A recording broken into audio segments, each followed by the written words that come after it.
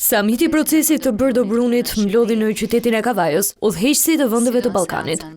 Ky takim i nivelit të lartë, i kryesuar nga presidenti Bayram Begaj, kishte në fokus dialogun rajonal dhe procesin e integrimit europian të vendeve të rajonit.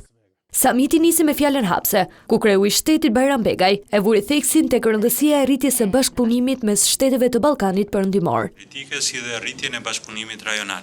Ashtu siç e do tradita, liderët u rreshtuan për foton familjare.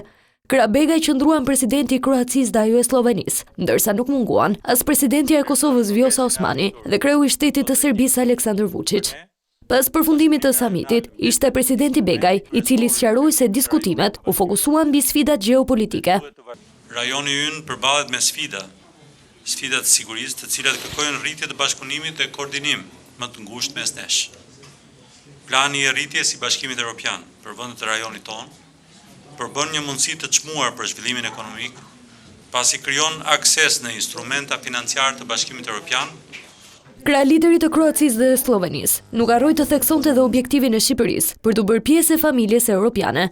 Integrimi në BE gëzon mbështetjen e gjerë të shoqërisë shqiptare, pasi pasqyron vlerat themelore të demokracisë, të drejtat e njerëzit dhe sundimin e ligjit. Këto vlera përbëjnë themelin të së ardhmes europiane që Shqipëria po ndërton. Në mbyllje të samitit, liderët firmosën dhe konkluzionet e përbashkëta, kur janë dakord të forcojnë dialogun politik dhe ndërtimin e besimit reciprok.